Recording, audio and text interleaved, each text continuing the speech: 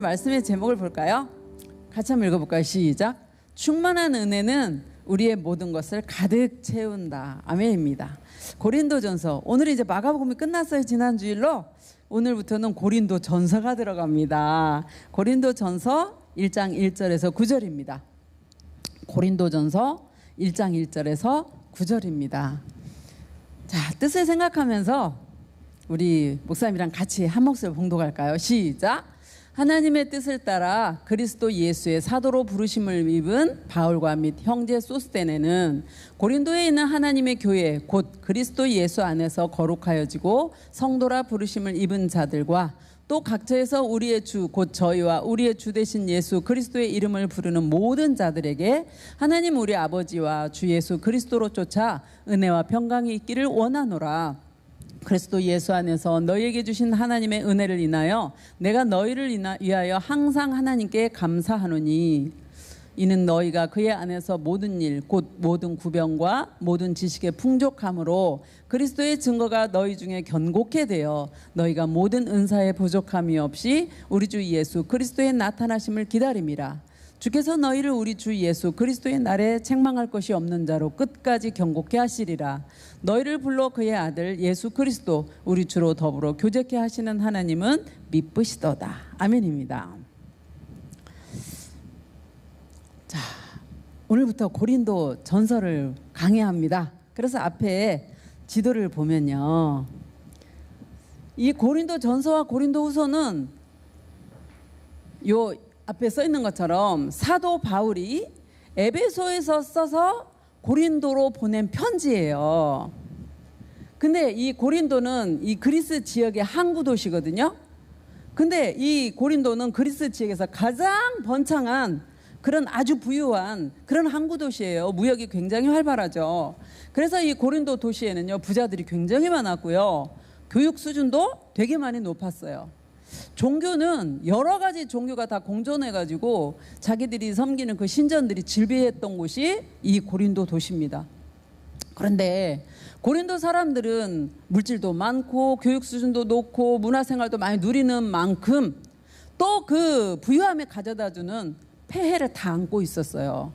그래서 어떤 것들이 있었냐면 주로 오만하기 짝이 없었고요. 잘난 척을 하는 거예요. 내가 최고야. 잘난 척하고 도덕적으로 굉장히 문란했고요. 타락한 도시, 그리고 술에 취해 있고 방탕했던 도시가 이 고린도 도시예요. 그래서 이제 저를 좀 봐주시면 이 고린도 도시에서 누가 가느냐? 사도 바울이 고린도로 갑니다. 그래서 고린도라는 곳에 사도 바울이 가서 몇 년을 있었느냐? 1년 6개월을 지내게 돼요. 1년 6개월, 18개월 동안 고린도에 있으면서 사람들에게 그 술에 쪄들고 잘난 척하고 오만하고 부유했던 그런 사람들에게, 교육 수준이 굉장히 높았던 그 고린도 사람들에게 예수 믿으라고, 예수 믿어야 구원 얻는다고 복음을 막 전해요. 그래서 그곳에 뭐가 생겨날까요? 고린도 교회가 생겨납니다. 고린도 교회를 바울이 이제 개척을 한 거예요. 개척을 하고 바울이 어디로 갔을까요? 또 복음을 증거하기 위해서 에베소라는 도시로 떠나갔어요. 그런데 고린도 교회에서 바울이 에베소로 떠나자마자 어떤 일들이 몽땅 벌어지기 시작하냐면 온갖 문제들이 다 일어나는 거예요. 그 문제들에 대해서 사람들이 막 당황을 하기 시작하죠. 그래서 고린도 교회 사람들이 고린도 사람 중에 몇은 에베소에 있는 바울에게로 찾아가요. 그래서 고린도 교회에 이러이러한 일이 문제가 생겼는데 이거에 대해서 답을 좀 해주세요 라고 부탁을 합니다. 또한 어떤 몇몇 사람은 편지를 보내요, 바울에게. 그래서 고린도 교회에 이런 문제가 생겼어요. 어떻게 해야 될까요?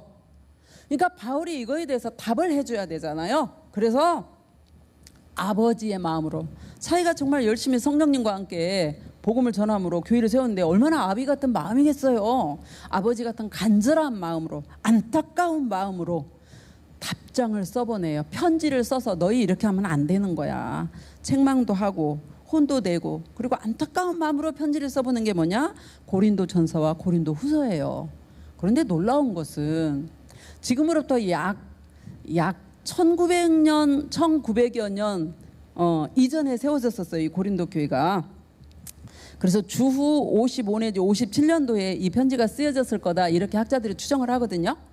근데 약 1900여 년 이상 전에 세워진 그 고린도 교회의 문제와 오늘날의 문제가 크게 다를 것이 없더라. 이게 문제인 거예요. 그래서 우리가 오늘부터 이제 보게 되는 고린도전서와 고린도후서 강해를 통해서 이 고린도서 문제를 통해서 하나님이 나 자신에게 우리에게 들려주시는 말씀을 듣기를 원해요.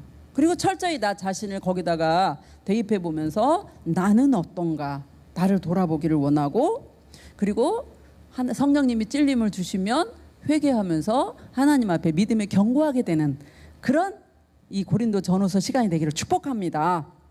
오늘은 고린도전서 1장 1절에서 9절 본문을 보면서요, 수신인, 그러니까 편지를 보낸 사람, 발신인이 편지를 보낸 사람이죠. 발신인, 수신인, 편지를 받게 될 사람, 그리고 이 1절에서 9절까지 나타나는 교회에 대해서 같이 말씀을 나눠보고자 합니다. 자, 이제 1절 볼게요. 1절에 보면 사도 바울이 인사를 하고 있어요. 이렇게 하나님의 뜻을 따라 그리스도 예수의 사도로 부르심을 입은 바울 및 형제 소스테네는, 자, 여기서 보세요. 편지글처럼 이게 편지글이기 때문에, 서신서는 편지글이라는 얘기거든요. 편지글이기 때문에 자기 쓴 사람이 나타나고 인사가 나타나요. 그런데 여기서 바울이 자기를 뭐라고 소개하는지 봅시다. 하나님의 뜻을 따라 그리스도 예수의 사도로 부르심을 입었다. 뭐라고 자기를 소개해요? 그리스도 예수의 사도다. 나는 그리스도 예수의 사도다 라고 바울이 말하는 거예요. 그런데 예수님의 사도로 세워진 건 내가 되고 싶어서 된 사도가 아니고 어떻게 세워졌을까요? 하나님의 뜻을 따라서 무엇을 입었대요? 부르심을 입었다. 그러니까 사도 바울이 하나님의 뜻을 따라서 부르심을 입은 예수님의 사도라는 걸 나타내주고 있는 거예요. 바울의 사도권에 대해서 말하는 거죠. 왜 굳이 바울이 여기서 사도권을 강조하고 있느냐면, 고린도 교회에서 잘난 척하는 사람들 중에 바울을 보고, 아이고 무슨 바울이 사도야, 키도 작고 못생기고 말도 어눌하게 하잖아, 근데 무슨 예수 그리스도의 사도냐고, 이런 식으로 사도권을 부인한 사람들이 생겨나는 거예요. 그러니까 사도 바울은 어떻게 해요? 자기가 전하는 복음이 자칫하면 외면당할 수 있는 상황에 놓여 있는 거예요. 그러니까 나는 하나님이 뜻으로 나를 부르셨고 세운 예수 그리스도의 사도다, 이거를 알려주는 거예요. 그러면 하나님이 왜 좀 더 잘생기고 키도 크고 말도 굉장히 잘하는 그런 사람을 사도로 세울 수 있는데 바울처럼 키도 작고 못생기고 말도 좀 어눌한 사람을 사도로 세웠을까요? 그것은 하나님이 외모로 사람을 취하지 않는다는 거예요. 하나님은 외모로 사람을 취하지 않아요. 아멘입니까? 아멘입니다. 하나님은 무엇을 보십니까? 우리의 중심을 보세요. 그리고 또 하나, 이 목회는, 목사님도 하나님께 부르심을 받고 서 있잖아요. 목회라거나 전도하고 선교하는 이 모든 일에는요, 말을 뻔질르게 잘하고 인간의 지혜에 있지 않다라는 것을 나타내주고 있어요. 아멘입니까? 성령님께서 함께 하시고 하나님께서 택하여 불러 세우신 그 종들에게 또 가서 복음을 전할 때 성령님이 권능을 주시고 능력을 주시는 거예요. 그래서 우리는 영상으로 또 예배드리는 우리 친구들은요, 함부로 아유 우리 맡은 선생님은 왜 이렇게 못생기는지 몰라 라거나, 저 친구는 되게 이상해, 말도 됐다 못해 라거나, 그럴 사람 없겠지만 저는 볼수록 예뻐요, 우리 목사님 되게 못생겨서, 이게 말하면 안 돼요. 하나님은 겉으로 사람을 보고 취하지 않으세요. 그런데 고린도 교회에서 사도 바울을 향해서 못생겼다고, 키가 작다고, 말도 됐다 못한다고, 사도가 아니라고 이렇게 잘못 말을 한 거예요. 우리는 상대를 인정하고 존중하는 여러분 되기를 축복합니다. 아멘입니다. 사도 바울이 자신에 대해서 이렇게 소개를 하는데, 이제 편지를 받는 2절은 누군지 한번 봅시다. 2절, 고린도에 있는 하나님의 교회. 사도 바울이 복음을 증거함으로 개척했던 교회가 고린도 교회예요. 그런데 그 고린도 교회를 뭐라 그래요? 고린도에 있는 하나님의 교회. 그러면 인천 순복음교회는 뭐라고 표현할 수 있어요? 인천 광교동에 있는 하나님의 교회. 이게 무슨 말일까요? 교회, 우리가 모여서 지금 하나의 교회를 이루고 있고 사람들이 모여 있지만 이게 사람들의 교회가 아니라는 거예요. 하나님의 교회라는 거예요. 아멘입니까? 아멘이에요. 굉장히 중요해요. 이 고린도에 있는 하나님의 교회, 인천에 있는 하나님의 교회인 인천 순복음교회는 어떤 모임이냐? 예수 그리스도 안에서 거룩해지고 성도라 부르심을 입은 그런 사람들의 모임이라는 거예요. 보세요. 그리스도 예수 안에서 거룩해진 사람. 우리 거룩합니까? 여기서 말하는 거룩은요, 윤리적이나 도덕적으로 거룩하다 그 뜻이 아니에요. 무엇을 말하냐면 하나님을 섬기기 위해서 구별된 사람, 이거를 말하는 거예요. 여기에 있는 우리는 하나님을 섬기기 위해서 구별된 사람들이에요. 아멘입니까? 아멘입니다. 또한 성도, 거룩한 물이잖아요. 이 안에 우리 눈에 보이지 않지만 거룩한 성령 하나님이 지금 이곳에 운행하고 계시다는 거예요. 아멘입니까? 그래서 거룩한 물이라고 우리가 불리울 수 있는 거예요. 성령님이 함께 하시는 거룩한 무리. 그래서 고린도에 있는 하나님의 교회는, 인천에 있는 하나님의 교회인 우리 인천 순복음교회는 그리스도 예수 안에서 거룩해진 사람들의 모임이고, 이거를 좀 풀어보자면 하나님이 세상 가운데서 너 최효영, 너 차용훈 뭐 이렇게 부르시는 것도 너 박정호 이런 식으로 불러가지고 하나님이 어떻게 해요? 불러내셔서 하나님의 백성을 삼으신 그런 사람들의 모임이 교회라는 거예요. 또 여기에 있는 다 우리들은, 영상으로 예배드리는 우리들은 예수 그리스도의 피값으로 구원을 얻은 그런 하나님께 속한 사람이라는 거예요. 우리가 비록 못생기고 키도 작고 혹시 또 공부를 아무리 열심히 해도 공부를 좀 못할 수 있어도 중요한 정체성은 뭐냐? 하나님의 사람이라는 거예요. 하나님께 속한 사람이라는 거예요. 그래서 우리들은 예수 그리스도의 이름을 부르는 사람들의 모임이다. 아멘입니까? 아멘이요. 굉장히 중요한 교회에 대해서 나타나는 거예요. 교회는 사람들의 교회가 아니에요. 하나님의 교회고 예수 그리스도의 피값으로 구원된 우리들의 모임, 그리고 하나님이 우리를 택하여서 불러내신 우리들 뿐만 아니라 여기 안에서 우리들 모여가지고 뭐 하나요? 뭐 세상 유행가고 그러나요? 그렇지 않잖아요. 예수 그리스도의 이름을 부르면서 찬양을 하고 기도도 하고 말씀을 듣고 이런 예수 그리스도의 이름을 부르는 자들의 모임이 어디냐? 교회라는 거예요. 아멘입니까? 그럼 우리는, 여기 앉아있는 우리는 교회당에 있기 때문에 교회가 될까요? 그렇지 않아요. 그럼 어떻게 우리는 교회라고, 하나님 앞에 교회라고 거룩한 무리라고 불림을 받게 되었나요?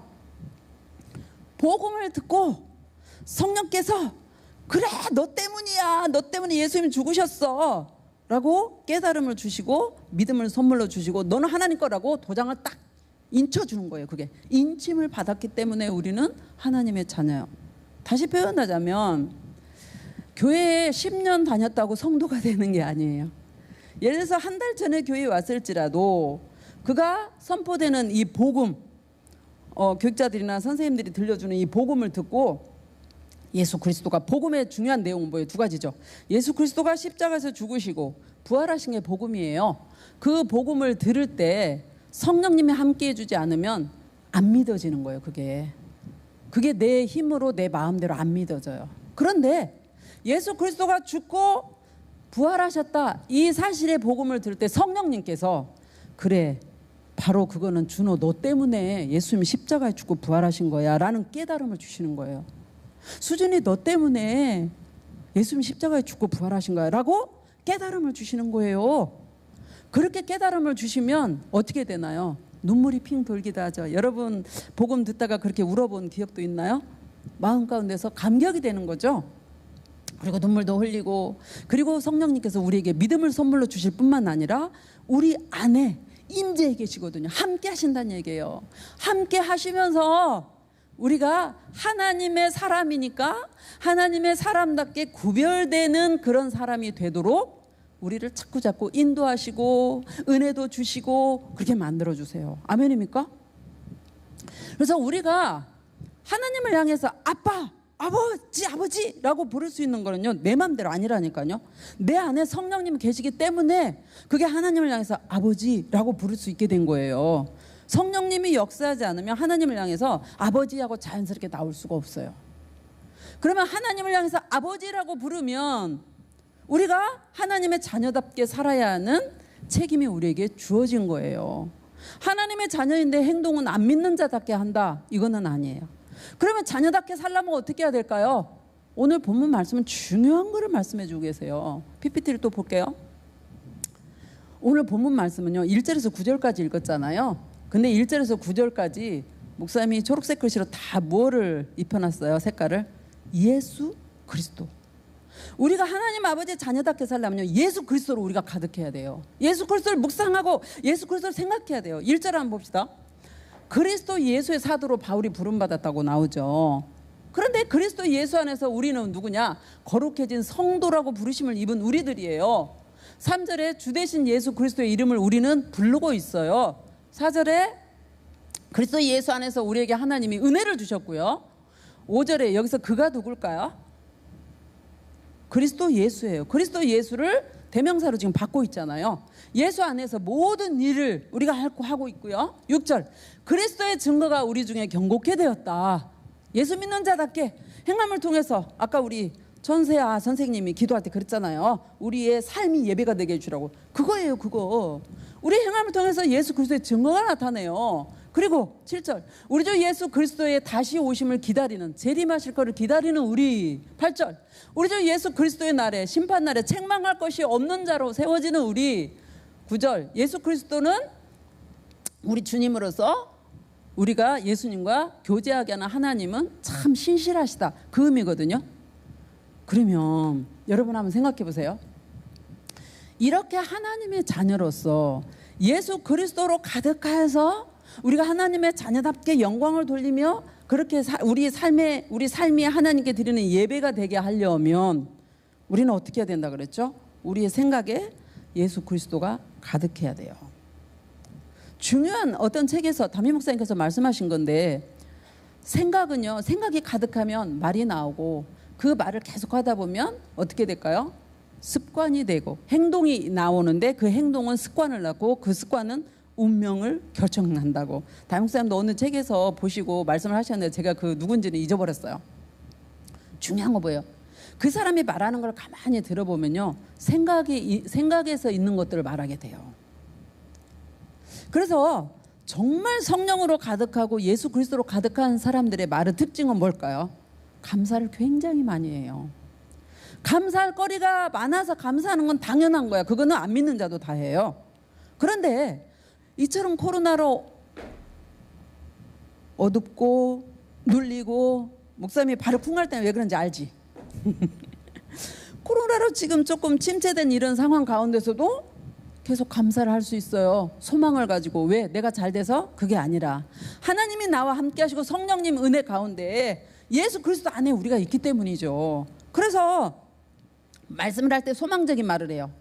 아우, 좀 힘들지만 그래도 하나님이 나와 함께 하시니까 나는 꿈을 안고 지금만을 목표로가 아니라 열심히 준비하면서 공부 열심히 해야지 라거나, 내가 기도를 했는데 하나님이 이러이러한 응답을 주셨어 라고 기도의 응답을 막 간증하는 거예요. 왜? 그렇게 예수로 가득한 사람은 예수 안에 있고 예수님이 또 내 안에 계시잖아요. 그러니까 기도 응답도 많이 받겠죠. 그럼 응답의 열매들을 막 이야기하겠죠.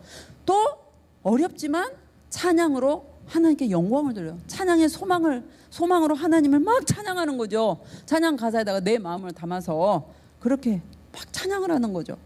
이렇게 우리의 생각 속에 예수 그리스도가 가득하면 감사하게 되고 소망을 가지게 되고 기뻐하고, 그리고 또 어떻게 될까요? 남을 위로하고 격려를 해요.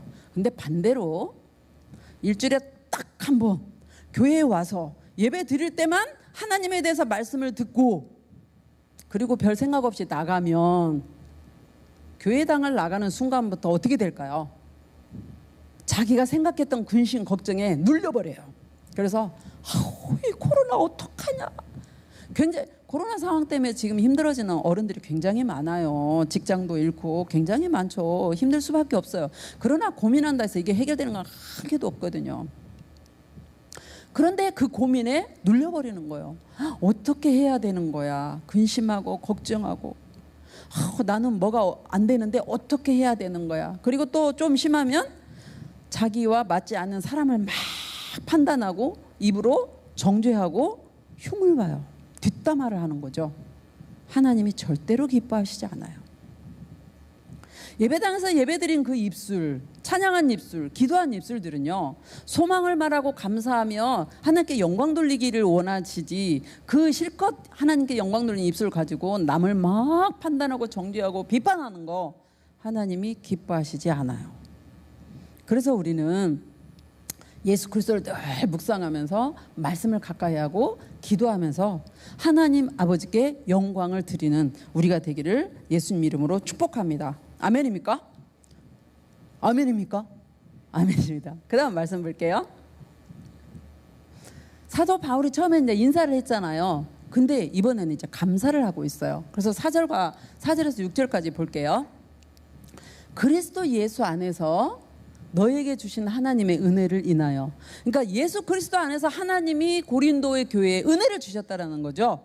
그 은혜를 많이 주셔서 사도 바울이 너희들을 위해서 항상 하나님께 내가 지금 감사하고 있다는 거예요. 근데 그 감사하고 있는 것을 구체적으로 풀었는데 뭐냐면, 너희가 예수 그리스도 안에서 모든 일, 즉 구변과 모든 지식에 풍족하구나.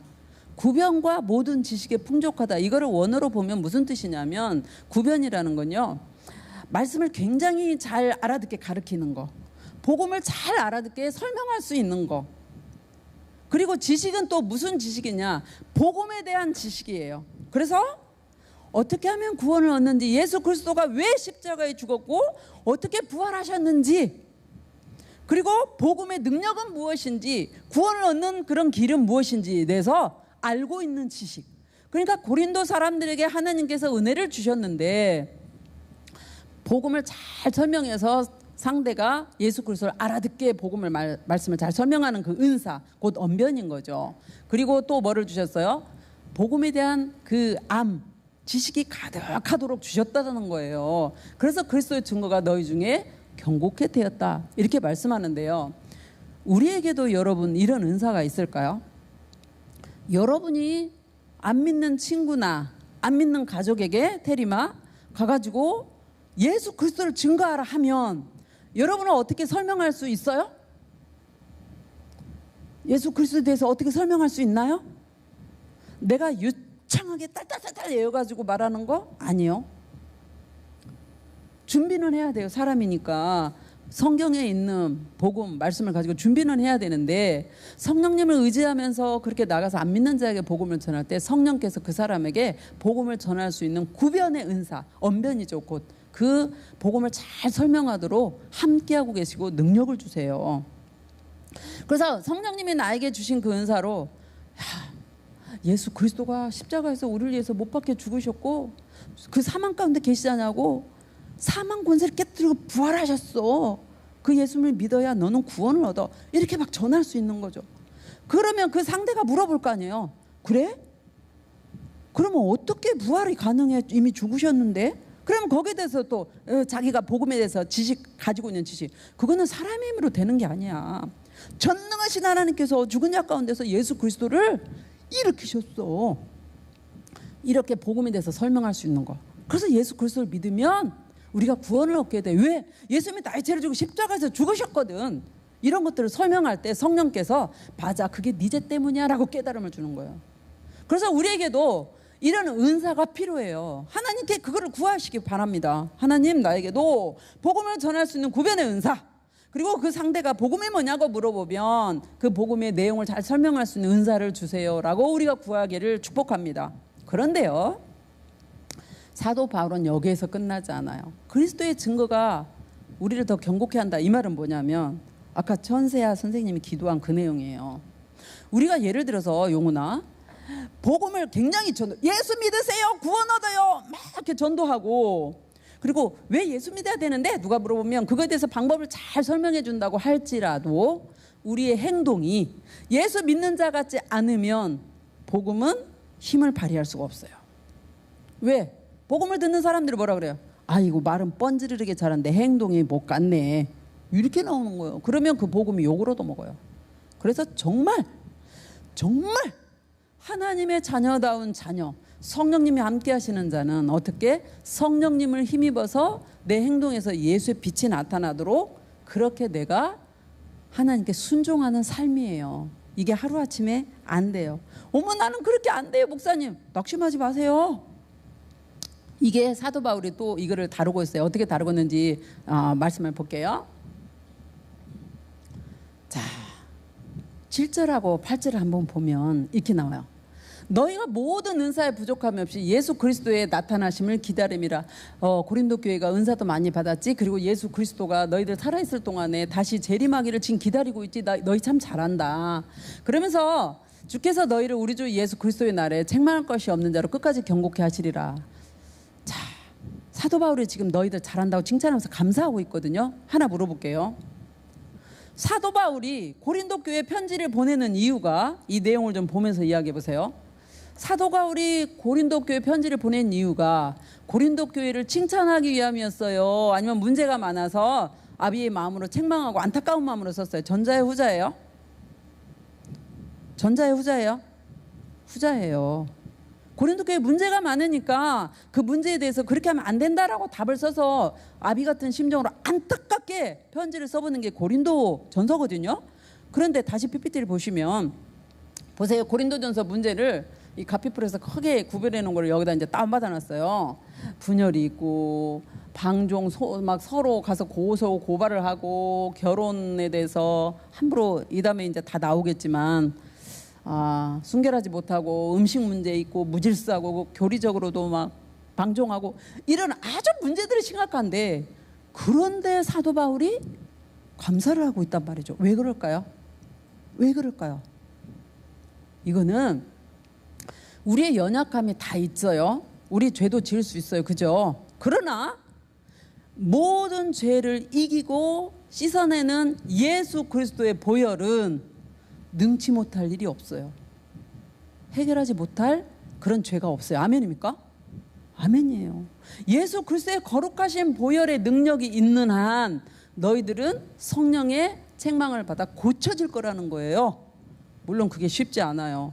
여러분 부모님께서 하지 말어, 그거 하면 안 되는 거야 라고 굉장히 강조하셨는데 그거를 계속 어기고 가서 끝까지 하면 어떻게 돼요? 여러분 어렸을 때 어떻게 됐어요? 혼나잖아요. 그치? 혼나죠? 목사님 자녀들이 하지 말어 그랬는데 하잖아요. 그럼 초등학교 때는요 어떻게 했는지 아세요? 중학교 때는 물론 안 그랬지만 매 갖고 와. 매 갖고 뭐 잘못했지? 말하면 몇 대 맞을 건데 엎드려 막 때렸어요. 왜요? 미워서? 아니요. 다시는 그러지 말라고. 하나님도요, 하나님의 자녀로서 우리가 하나님 자녀예요 라고 예수 이름으로 막 예수 이름 부르면서 이렇게 살아가면서 하나님이 싫어하는 짓 있잖아요. 음란하고 또 뭐라고 그럴까, 욕 막 심하게 하고 안 믿는 자하고 똑같이 행동 막 훔치고 막 이런 걸 계속하면 하나님이 그 영혼을 사랑하기 때문에 사탄에게 내어주지 않으려고 그를 혼내요. 성령님이 간섭을 하세요. 그래서 그거를 사도 바울이 다 알기 때문에 감사하고 있는 거예요. 이제 마지막 절이에요. 너희를 불러 그 아들 예수 그리스도 우리 주로 더불어 교제케 하시는 하나님은 미쁘도다. 너희를 불러서 예수 그리스도하고 너희하고 교제하도록 만들었지. 그 하나님은 정말 신실하시다. 이렇게 지금 사도 바울이 표현을 하고 있는데요.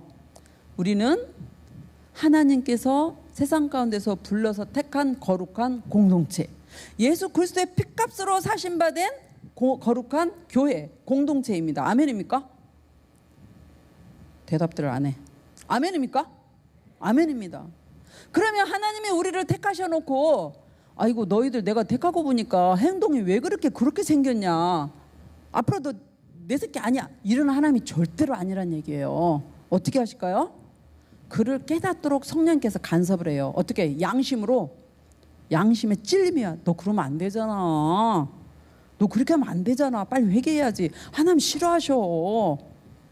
그리고 성령님이 자꾸 말씀도 생각나게 해주시고 깨달음도 갖게 해주시고 회개하게 만들어주시고 우리의 삶을 간섭을 하세요.